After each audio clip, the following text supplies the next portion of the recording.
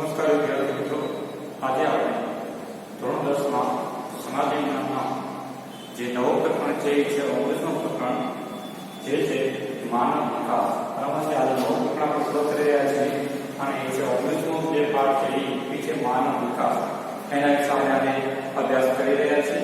તો મિત્રો, આપણે સૌપ્રથમ આજે વાત કરી આ પ્રકરણમાં તો પ્રસ્તાવનાની ચર્ચા કરી તો જોઈએ આપણે કે માનવ વિકાસ છે કે જે પરિવર્તન કે સંસારનો નિયમ છે. આપણે હંમેશા કહેતા હોઈએ કે માનવી છે આદિ માનવથી લઈને આજ માનવી છે આધુનિક સમયમાં કેટલો પરિવર્તન જોવા મળી રહ્યું છે. એટલે કહી શકીએ કે પરિવર્તન છે સંસારનો નિયમ છે. એક જે નાનું બાળક છે, શિશુ છે, એ ધીમે ધીમે પુખ્ત માનવ તરીકે વિકાસ પામે છે.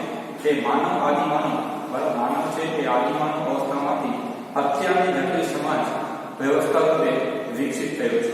એમાં આપણે જાણી શકીએ છીએ કે માનવ છે એક નાનું બાળક છે. એ નાનું બાળક ધીરે ધીરે મોટું થઈ અને કહી શકીએ પુખ્ત થયેલો માણસ બને અને એ માનવ છે એ માનવ આદિમાનવ અવસ્થામાંથી અત્યારની જટિલ સમાજમાં વ્યવસ્થાપન રૂપે એ વિકસિત થયું છે. સમાજની વ્યવસ્થા અને અર્થવ્યવસ્થા, સમાજની જે વ્યવસ્થા છે અને અર્થવ્યવસ્થા પણ વિવિધ સ્વરૂપે છે વિકાસ થયો છે.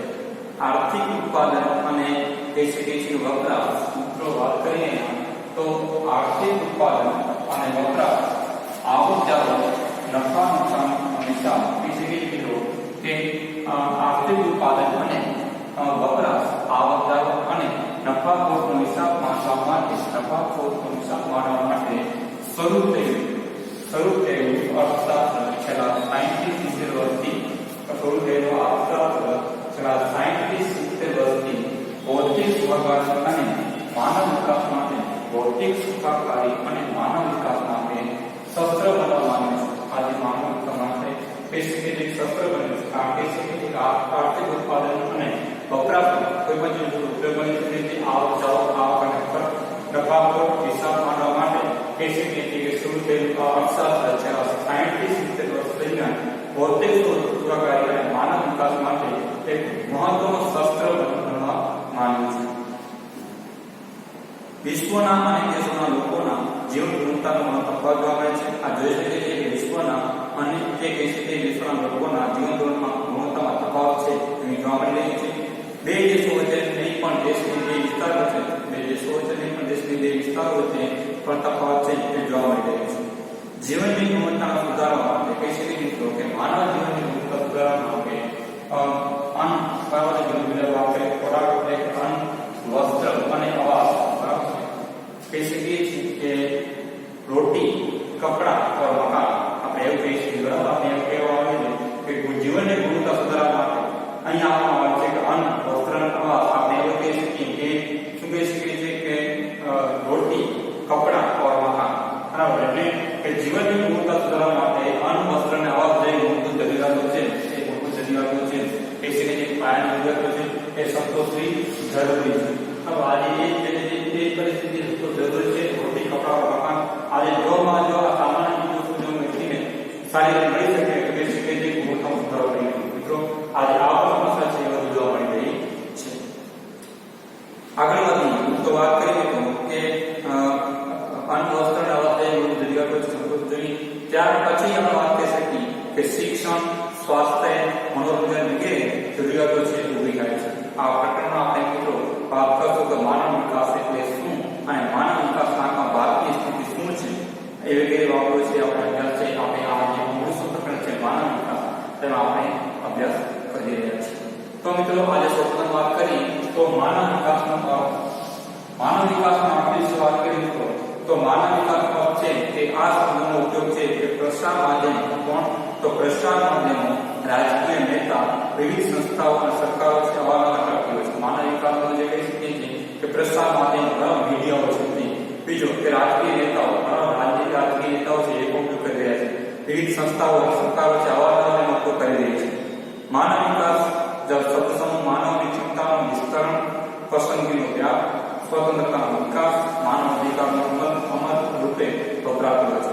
માનવ વિકાસ કેવળ શિક્ષણ એ કહી શકીએ મિત્રો કે માનવ વિકાસમાં કેવળ શિક્ષણ, આરોગ્ય, પોષણ અને સંસારોનું નિયંત્રણ કરતા કઈ વધુ બાબતો છે તે સંકેત આપે છે. માનવ વિકાસમાં કેવળ શિક્ષણની વાત કરીએ, શિક્ષણ, બીજો કે આરોગ્ય, ખબર છે, બીજો પોષણ અને સંશોધનના નિયંત્રણ કરતા કઈ વધુ બાબતોનો સંકેત છે જ્યાં આપતું હોય છે.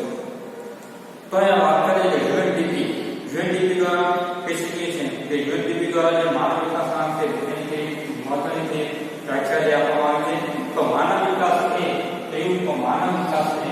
માનવીની આકાંક્ષાઓ, માનવ વિકાસ છે તે માનવીની આકાંક્ષાઓ અને જરૂરી હોય, માનવ વિકાસ છે એ માનવીની આકાંક્ષાઓ અને જરૂરી હોય તેવી જીવન જીવવાની સુવિધાઓ, જરૂરી હોય તેવી જીવન જીવવાની સુવિધાઓ એ વિસ્તારવાની પ્રક્રિયા તેને આપણે માનવ વિકાસ કહીએ.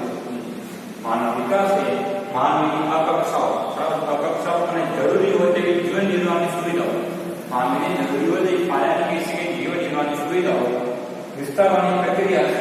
એવું બરાબર આવા છે તે વ્યાખ્યા છે યુએનડીપી આવા છે બીજા દ્વારા આપવામાં આવી છે. આગળ વાત કરીએ તો વિકાસ, માનવ વિકાસ છે વિકાસની દિશાના માનવ કેન્દ્રિત અભિગમ છે. માનવ તેમાં કેન્દ્રીય અભિગમ તરીકે આપણે મૂકી શકીએ છીએ. માનવ વિકાસનો ઉદ્દેશ્ય દરેક માનવ જીવનની એક સરખી પરિસ્થિતિ ઊભી કરવાનો છે જેનાથી લોકો તેની પ્રતિભા અનુસાર સાર્થક અને સર્જનાત્મક જીવન જીવી શકે છે.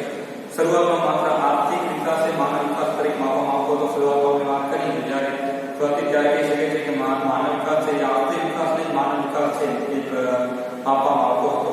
જે દેશની માનવિક આવક વધુ જે દેશનો માનવ વિકાસ છે એ માપદંડ બનાવતો. જે દેશની માનવિક આવક છે એ વધુ તે દેશનો માનવ વિકાસ છે વધારે એ માનવ દંડ છે ગણાતો. એટલે કહી શકીએ છીએ કે જેનાથી દેશની કુલ રાષ્ટ્રીય પેદાશો જેને આપણે જીએનપી જે ગ્રોસ નેશનલ પ્રોડક્ટ તરીકે આપણે ઓળખી શકીએ છીએ તે ધ્યાન કેન્દ્રિત કરે. આર્થિક વિકાસ છતાં લોકોના જીવનધોરણ ખાસ કોઈ પરિવર્તન ન આવે. આર્થિક વધતા કહી શકાય લોકોના જીવનધોરણમાં કાંઈ પરિવર્તન ન આવે. માથાદીઠ આવક વધતા છતાં લોકોના જીવનધોરણ કે સુખાકારી પર વ્યાપ અસર ન થાય. આમ કહી શકીએ મિત્રો કે માત્ર આર્થિક વિકાસથી માનવ વિકાસ લાભ થઈ શકે નહીં. આર્થિક વિકાસ માત્ર માનવ વિકાસ થઈ શકે નહીં. માત્ર આવકથી નહીં પરંતુ આવકનો ઉપયોગથી સી રીતે કરવો તેના પર માનવ વિકાસ આધાર રાખે છે. માનવ વિકાસના 4 આવશ્યક સ્તંભો છે તે આધારભૂત માનવ વિકાસના 4 આવશ્યક સ્તંભો તરીકે આપણે વર્ણન કરવામાં આવ્યું છે.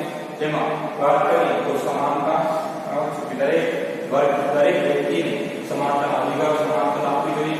બીજો સ્થિરતા, ઉત્પાદકતા અને સશક્તિકરણ આ 4 સ્તંભો છે જે માનવ વિકાસ માટે મહત્વનો ભાગ ભજવે છે. એટલે કે માનવ વિકાસના 4 આવશ્યક સ્તંભો તરીકે આપણે મૂકી શકીએ છીએ. પ્રથમ તો વાત કરીએ સમાનતા, બીજી વાત કરીએ સ્થિરતા, ત્રીજી વાત કરીએ ઉત્પાદકતા અને ચોથી છે સશક્તિકરણ. એ મહત્વનો ભાગ ભજવે છે માનવ વિકાસમાં. તો મિત્રો સૌપ્રથમ વાત કરીએ આપણે તો માનવ વિકાસ એટલે શું? માનવ વિકાસ એટલે શું એના વિશે ચર્ચા કરીએ તો માનવ વિકાસ એટલે શું એ જાણીશું કે માનવ વિકાસ એટલે શું. આગળ આપણે વાત કરી કે માનવ વિકાસ છે માનવીએ પોતાની રસ, રુચિ, આવડત, બુદ્ધિ, ક્ષમતા અનુસાર સફળ અને સર્જનાત્મક જીવન જીવવાનું સહાય કરે છે. માનવી છે એ પોતાની રસ, રુચિ, આવડત, બુદ્ધિ, ક્ષમતા અને અનુસાર સફળ સર્જનાત્મક જીવન જીવવાનું સહાય કરે છે. બીજું કે માનવની ક્ષમતાનું નિર્માણ થાય છે. માનવની ક્ષમતા છે એનું નિર્માણ થાય છે, સમાનતા પ્રાપ્ત થાય છે, વિવિધ ક્ષેત્રોમાં પસંદગીનો વ્યાપ છે વધે છે. પછી વાત કરીએ તો માનવ તંદુરસ્ત, આરોગ્યમય અને સ્વસ્થ અને દીર્ઘાયુ જીવન જીવે છે. માનવ વિકાસ કહી શકીએ છીએ કે માનવ છે તંદુરસ્ત, આરોગ્યમય, સ્વસ્થ અને દીર્ઘાયુ જીવન જીવી શકે છે. માહિતી અને શિક્ષણ દ્વારા જ્ઞાન પ્રાપ્ત કરે છે. માનવ છે એ માહિતી અને જ્ઞાન દ્વારા શિક્ષણ પ્રાપ્ત કરી શકે છે. આર્થિક ઉપાર્જનની તકો પ્રાપ્ત થાય છે. જીવન ઊંચા જીવન માટે કુદરતી સંસાધનો સમાન ઉપયોગ બને છે. તે સારા જીવન માટે કહી શકીએ જીવન ધોરણ માટે કુદરતી સંસાધનો છે સમાન રીતે ઉપલબ્ધ બને છે. ગુણવત્તાસભર જીવનશૈલી પ્રાપ્ત થાય છે. ગંદકીનો યોગ્ય નિકાલ થાય, સ્વાસ્થ્ય સંબંધિત પરિસ્થિતિ સુધરે. જે કહી શકીએ કે નગરજનોમાં એવી સ્થિતિ વધુ સર્જાય છે. ગંદકી યોગ્ય નિકાલ થાય અને સ્વાસ્થ્ય સંબંધિત પરિસ્થિતિ સુધરે. વ્યક્તિગત અને સામાજિક સુરક્ષા પ્રાપ્ત થાય. દરેક વ્યક્તિને વ્યક્તિગત અને સામાજિક સુરક્ષા પ્રાપ્ત થાય. માનવ અધિકારનો ઉપયોગ છે એ ઉપયોગ છે કરે. માનવ અધિકારો છે એ પણ ઉપયોગ છે એ રીતે કરે કે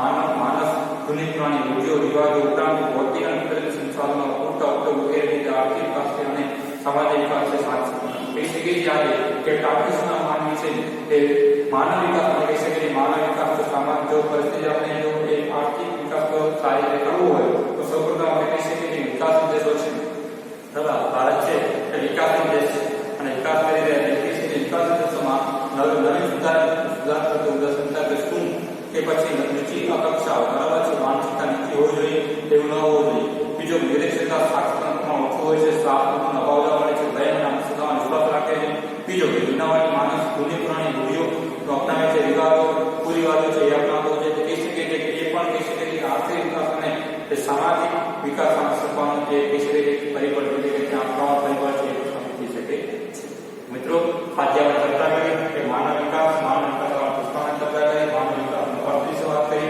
કે માનવ વિકાસ એટલે શું એના ચર્ચા કરી નેક્સ્ટ હવે જ્યારે બાકીના આપણે જે માનવ વિકાસ આંક છે એની આપણે ચર્ચા છે